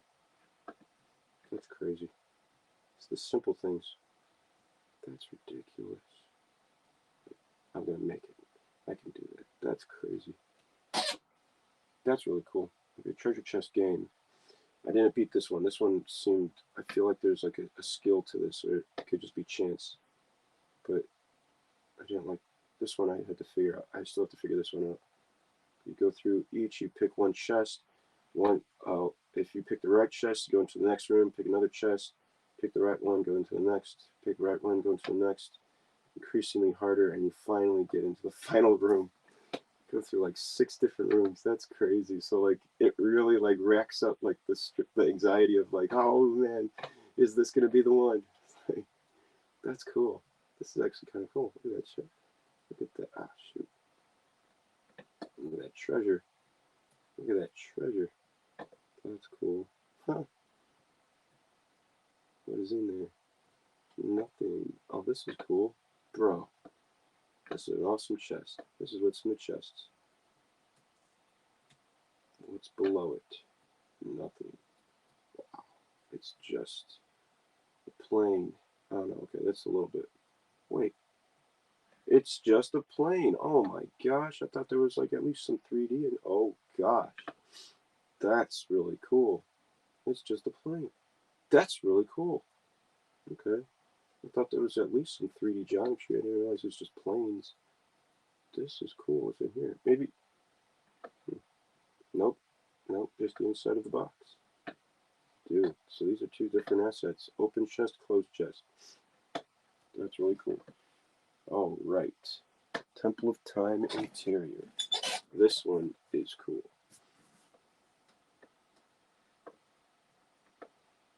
So there's Temple of Time door. Whoa, whoa, where we go? What the heck? Oh, oh, okay. Oh, okay. Well, a separate hallway for it. That's cool. And we got the Temple of Time. What's up here? Whoa. Cool. What is this?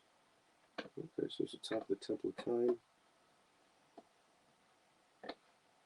It's out of this window. Nothing. So we come down here. And what is this? What is all of this? This is, so, in a previous video, I tried to explain this, but so when you enter into, this is just basically like a primitive room. What you see here is a primitive room. So when you come into the Temple of Time, the computer processes this room, processes this whole room, and you see flickering in here because there's two different rooms here in here at the same time. But when you're in this room, the computer processes this smaller room. It only sees, it doesn't process the light, but it processes this small section of the room. So from our point of view in here, we just see like, oh, okay, there's a Temple of Time there, and we're moving this way, and we kind of see like, okay, there's walls over here, so like there's something over there. And as we get closer, the computer processing changes. It switches this room to its smaller primitive version, and this one to its higher, more high-end version, which is all of this on the outside, and a more higher quality, probably higher poly section of the center of the platform. So that's why you see two things. So this is smaller quality room when you're mainly in that room, and then when you come to this room, higher quality room, and that one has a smaller quality room. So this is what you see. This is everything here. This is cool. So let me do backface coal. There we go. So yeah, this thing is here always. Well, not always, but like it disappears when you enter into the room, and you have this thing. Yeah. So this is really awesome. Cool. And then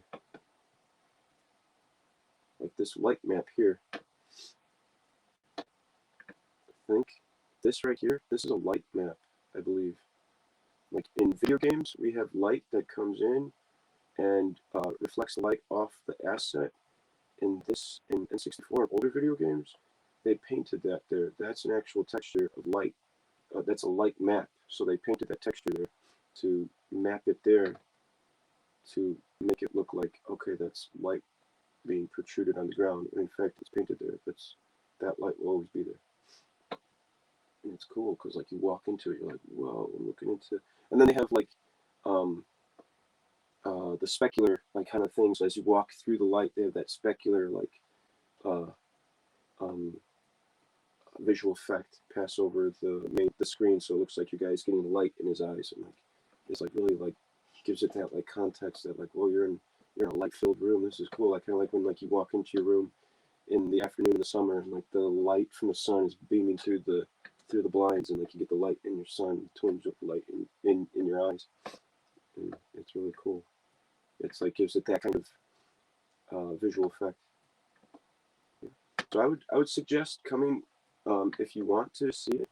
I would suggest going to next time you play Ocarina of Time, go into the Temple of Time and literally just like stay right here, like stay on the stairs, or even like you can stay even here, and you look in and you will see this room here. You'll see the small little room here, and then as you walk closer, it'll change, and it'll change to a larger room because you're passing the threshold of one level into the next, and then if you look back, these pillars will disappear. It's like these pillars will disappear, and it'll just be the back wall. So we go into the Temple of Time, and we stand on the pedestal, and we take the sword from the pedestal of time, the sword of time from the pedestal of time. We enter into the Chamber of Sages. And so that pedestal is this here. Basically, this is where you are at. You are in the Chamber of Sages, kind of like a transcendental room or environment. And this is where all the sages stand. Those are just planes. That's crazy. I thought these were 3D. I thought these are at least objects, like 3D objects. Just planes. Okay, that's cool. Yeah, come over here. Got light. Alright, so you got some transparent. Okay, that's cool. They could beat the. They didn't have to put a light map. They just put a transparent light tube. That's really genius. That's really good. That's great. Oh my gosh. Yeah. Nothing down here. It's just transparency.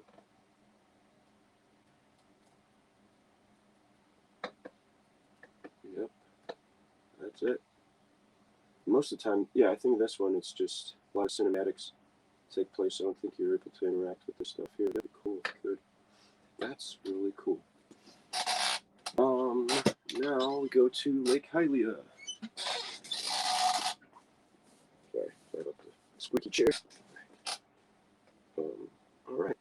Okay, so yeah, if they have light maps and they have shadow maps, I assume they'll probably have water maps. I don't know if that's the technical terminology, but like water texture maps. That's cool. So anything below the water line has this texture map on it. That's awesome. And then the water itself is blue, like they have like a blue polygon of water that you could pass through, and probably,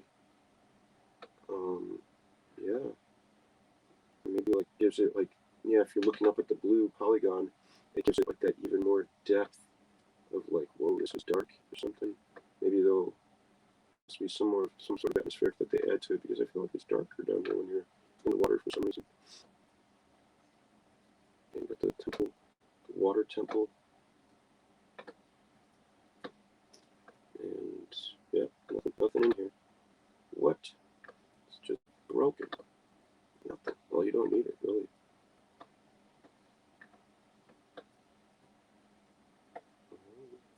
Yeah. Here is. Dang. Here's the water. It's cool.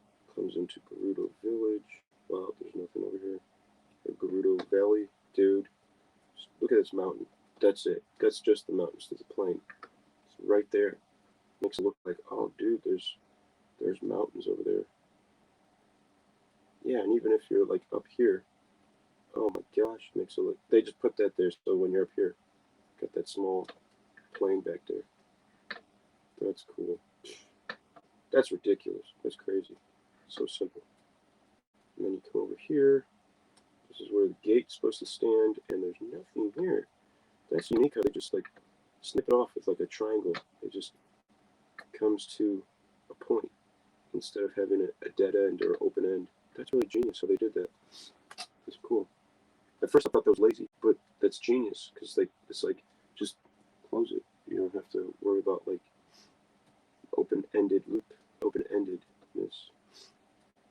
Wow, look at this. This is crazy. This is the fishing place. Yeah, I never noticed that. That's really cool. Yeah, I did notice the forest, but like it really adds to its character of it. That's cool. Huh. That's cool. Come over here. Does it say anything? No, it does not say anything. That's awesome. It's like Helldivers. Helldivers 2. If you look, some people found that if you look at the text on the signs, they say random things like, oh, this sign doesn't say anything. It's just here for incorporated text to make this look important. And even if you take this text and I copy and paste it to the line below and put an insignia between it, it'll make it look even more important. And so like in Helldivers 2, they have like that text of what I just said here, and then an insignia right here, and then the same text down here. It's like, what? This is ridiculous. And someone actually took the time to look really closely at it and see what it says, and they wrote it down, and like it was something along those lines. I was like, this is just crazy. It's funny. Really, one random texture artist was like, I'll just put this here. It'll be fine. I'll add to it. And like, how do you think this is? And they're like, oh yeah, that looks good. Let's do it. It kind of like adds to the sarcastic feel of the game. It's just funny. Or they could have intentionally made it that way. I personally think that the guy was joking around and said, and just was like, I'm just gonna put this here, and then present it to the main team. And they're like, let's do it, let's throw it in there. That's great, let's go. I thought that would have been fun. I thought that's how it was. That's how I would have done it. I feel like that's how like video game designers are like. It's funny. They're just creative. All right, and we'll go. Oh yeah, and so there's.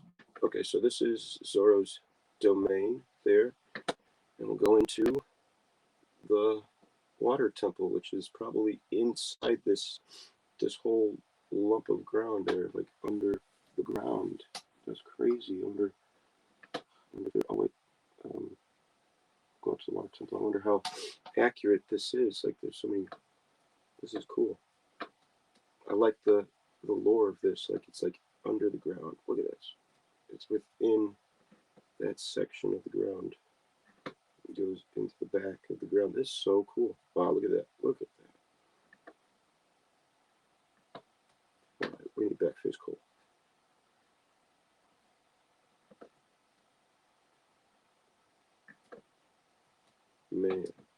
Man, this level was one of my favorite levels. I love the water temple. It was so elaborate, and it really like exhausted your.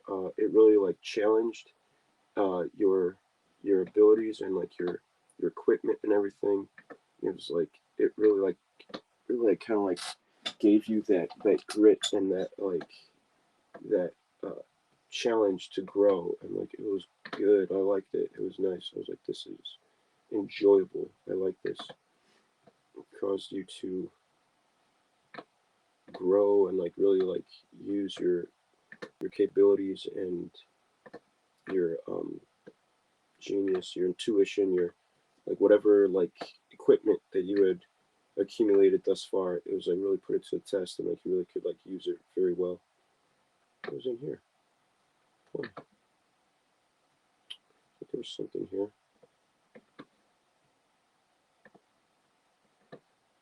Oh, there's something there. Had to be something there. Maybe it's just not loaded in. Oh. Oh, that's what that was. It was the boss battle there. No, no, it wasn't the boss battle. That wasn't the boss battle. That's the boss. That's the boss chamber over there. There's something over here. Oh, that's what that was. It's Dark Link. This is Dark Link's section.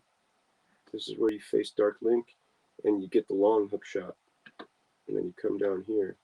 I was like, what's missing here? This is where you face Dark Link. Okay. This is cool. So they don't have that section. I guess that's a completely different level. That's cool.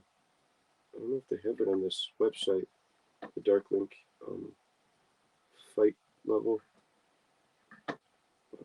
Nothing down there. Come swimming over here. Oh, it gets sucked down here. And there's nothing. Nothing under these things. You just get sucked under. This is cool. Oh, this is really cool. And this, oh yeah, okay. It's sucked under here. Here. Okay, you come up the whirlpool here. Dang. Wow. So there's so much like elaboration and different like sections pulled out and tucked in, and oh my gosh, what's down here? Nothing.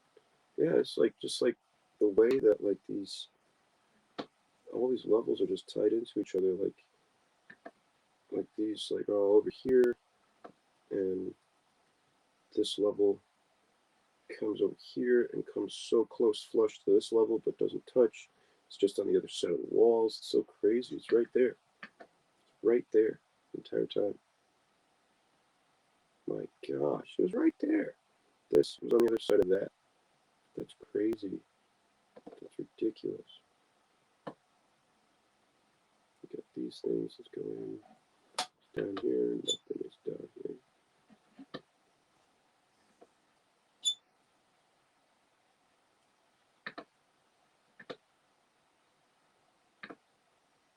Wow. Giant stone balls coming out of here. Sorry.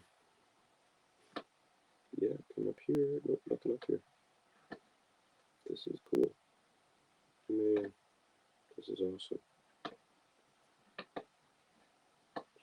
The developers, and then they placed the sculptures wherever they wanted to as well. It'd be like a dry place, not necessarily underwater. There's one here, I think. How do you get here anyways? I never figured out how to open that up. Wow, it's right on the other side of this. That's crazy. Bro, this is crazy. Oh my gosh. Going over here. Where do we go? This level is very elaborate. Oh, this part right here. This is where I wanted to go. Just one under here, come up here.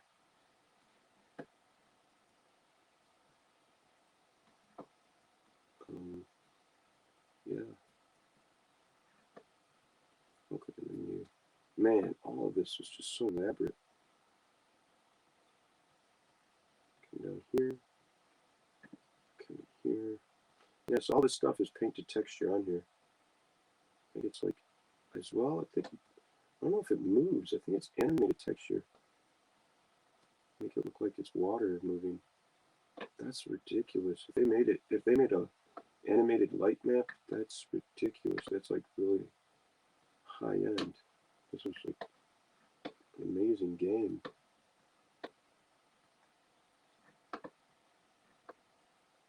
Yeah. Okay.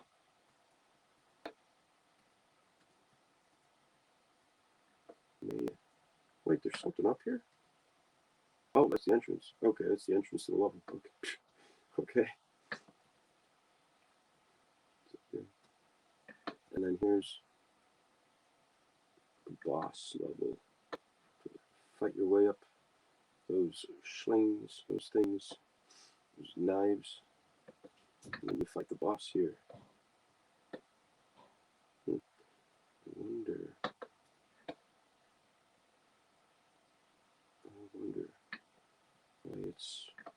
wonder why these are open. I wonder if you use lens of truth and there's something there. Or maybe it's just there for development purposes. This is cool. This is crazy. Yeah. Man, you could find all the secrets even if you miss something. You're like, oh, I wonder what's that room? How do I get there? Reverse engineer it and try to figure your way out to it. Bro, this is cool. So this is the water temple. This is a massive level. Look how huge this thing is. I love the water temple. Water temples are my favorite. Really like challenges your grit and your expertise. Just like it just causes you to grow. It's like I want a challenge. Give me something challenge. Like give me that enjoyment, and it really like challenges uh your your grit, your grind, your equipment, and like everything, all the upgrades that you got. It really puts them to good use and satisfies it. Like it's like if you give it like I like it because it takes your equipment that you got and it makes you use it more. It makes you like really like it exaggerate, exasperate its use and really like train your use of it and really like improve your skill in it and like it really like exhausts it and makes it well-rounded, good well-rounded use of it. And really like you enjoy it and you grow with it and you get better at it and you get it better, make it better. Oh, it's not here. Oh my gosh. Huh, that was just wow. That's crazy. So yeah, it's just a closed space. Dude, that's crazy. That's cool. Alright, next level. What's the next level? Water temple boss. Okay, so this is the water temple boss. It's just same stuff.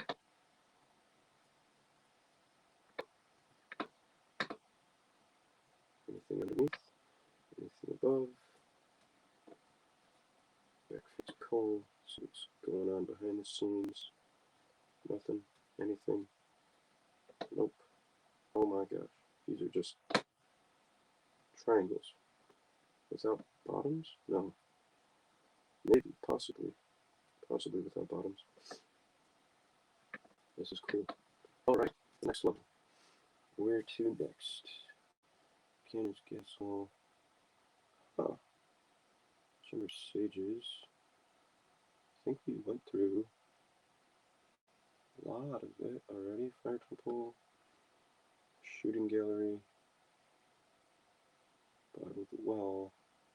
Yeah, we went through it all. All we have is the unused scenes now. Collision testing area. So this is what I presume would be like just testing out the game mechanics, testing out the camera movement, testing out how things interact with the environment, and just like different areas, like maybe test the game mechanic, like how to swim around, how to climb up a short ladder, a tall ladder, just kind of like really like have that testing there so you can test where the camera placement is at and animations and interactions, how to go through, how to crawl through spaces, how to crawl through smaller spaces like that, longer spaces, smaller spaces, test animations, test cutscenes, test probably like angle algorithms to see how far you'll go up before you start slipping back down, different things. And maybe just set up, maybe honestly, probably to just like allow the developers to be like, okay, here's your test ground, here's kind of like a blueprint to like we need the assets to be made to this angle, or make the assets like this, like give it like a I guess like a maybe like a game design document, maybe not necessarily game design, more of like a what's the word,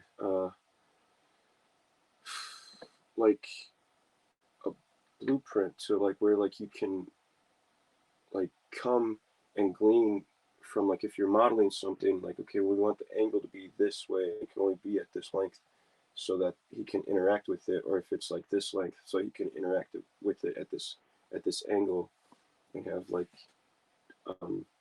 different asset resource library to like really like understand the interoperability of the character as well as the game design of the environment and the assets. That's what I'm thinking here is going on.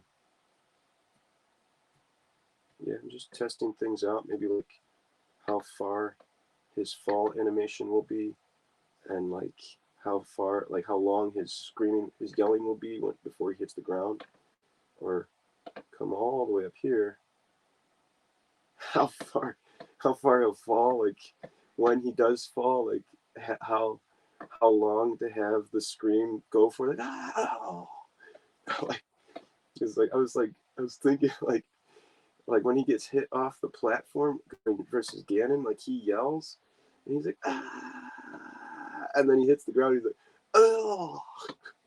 I'm like, they have to have a constant loop of him yelling while he's falling, and then have it end as he interacts with the ground, and have it like seamlessly go together, so that it's not like maybe like they'll have the actor who voices him yell maybe for like 2 seconds, and then as he's yelling they keep repeating that 2-second loop until he finally hits the ground, and then streamline it into when he's like, oh, like the interaction audio of it. So like it's like they have to like probably test that out as well and really like maximize that.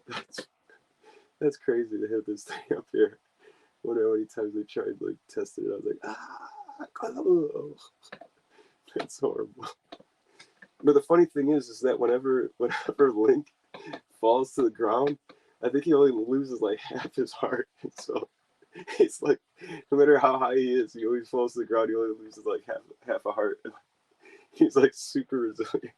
That was funny. Something that they threw in the game, like you fall from super high heights, and like your guy's completely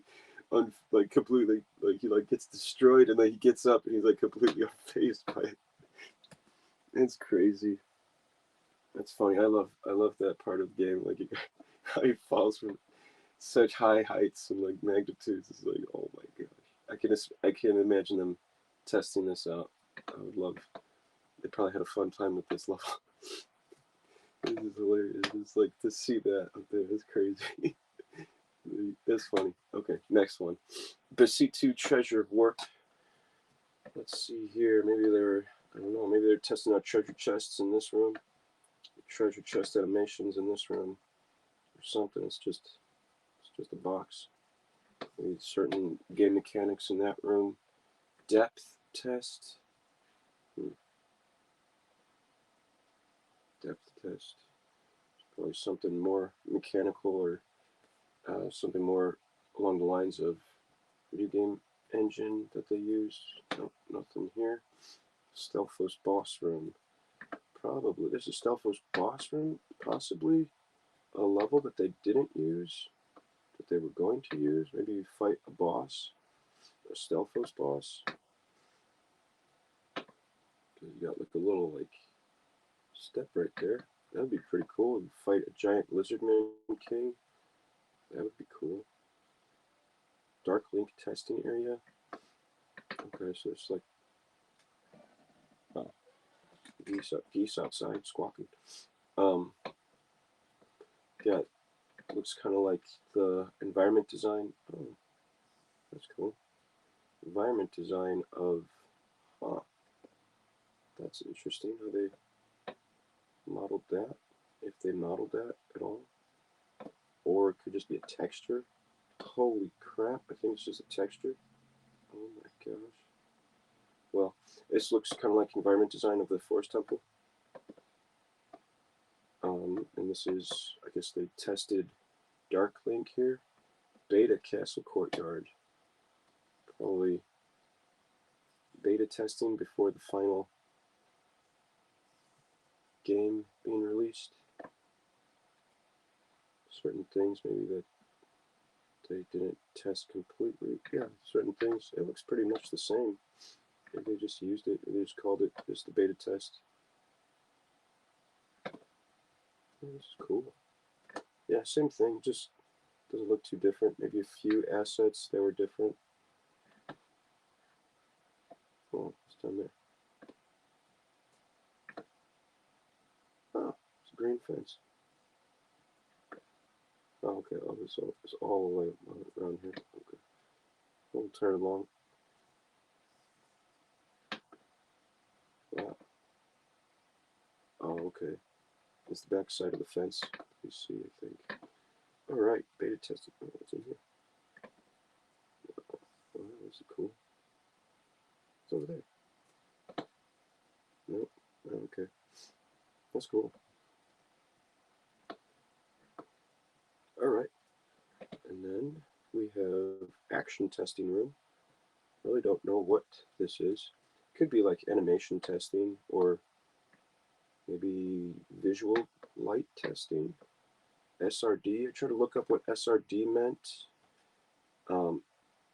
And I think it meant systems resources development. Systems resource development. So some could be like maybe a resource library or process, probably a resource library or something, or where would they would come to kind of like, it sounds like systems resource development sounds like a game design document, like a visual game design document. Not exactly sure. I could be wrong. I'm not sure what systems resource development is. I gotta look more into it and find out. It looks more like kind of like visual light testing and like color testing, how colors work with and interact with each other. And then item testing room. Wow, look at this. Item testing room. So this is item testing. Oops. So coming through here, probably like guy crawls through, maybe like testing of game mechanics. Oh, that's probably what this is testing of game mechanics and interaction with items. That's cool. So these are like the item testing rooms. Probably have like, yeah, testing of all the items and interaction with them. maybe with doors, certain cutscenes, and traversing through different doorways and rooms. They have different items, and like probably sculptulas coming down and interacting with the sculptulas, as well as um, interaction with other enemies. This is cool. I can see likes being in here. There's some form of like testing, like we're like maybe triggers or trigger boxes or something. But yeah, this is that item testing room. Well, this is it, guys. No, this isn't it. Yeah, this is it for Zelda Ocarina of Time. But yeah, yeah. So this is the item testing room, and yeah, look at that. Wow, that's cool. Yeah, so this is all like behind. If you like to check it out for yourself, you're more than welcome to. I didn't make this site, but whoever did, thank you for it. This is amazing. This whole site. This is. Let's go to Hyrule Field. Hyrule Field. There we go. So this is.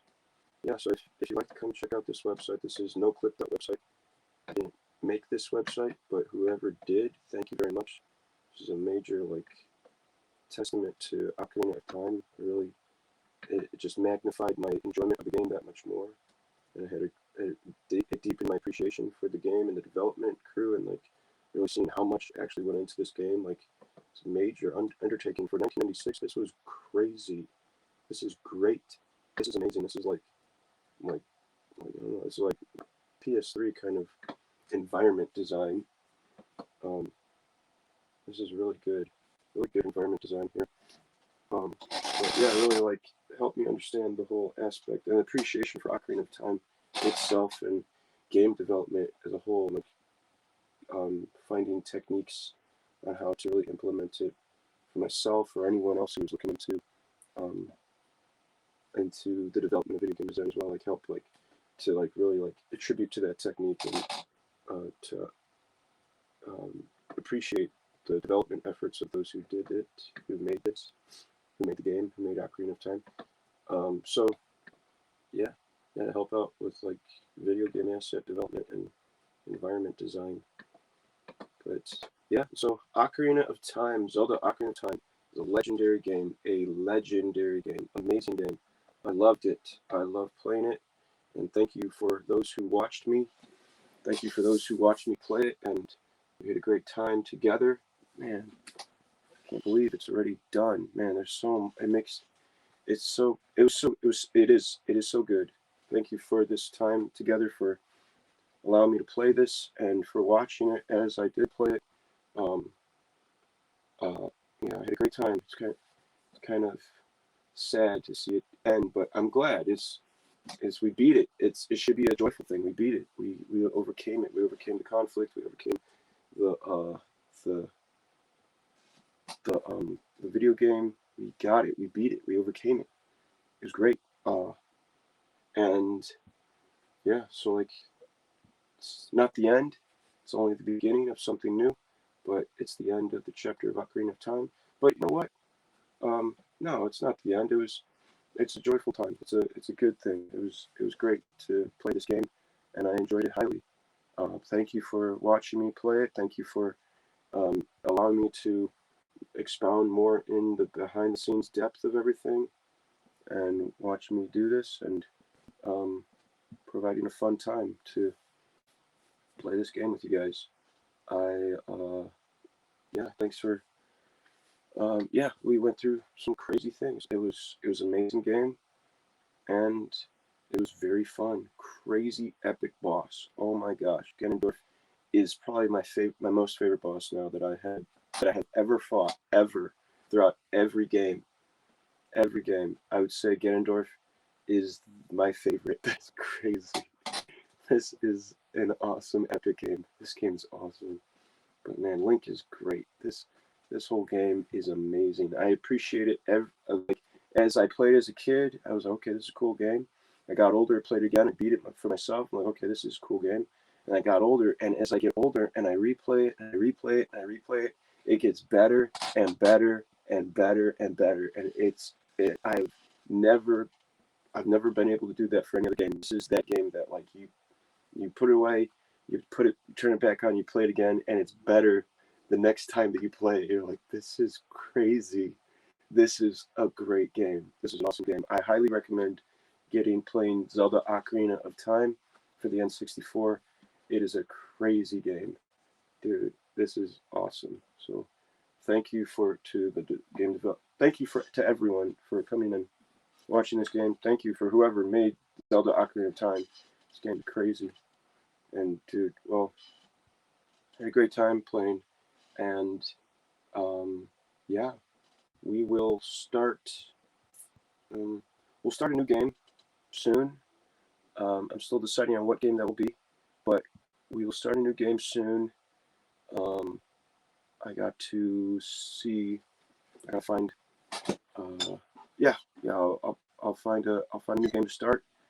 But yeah, so we will continue doing this, and we'll continue doing Let's Plays. So thank you for joining me. Enjoy my stream.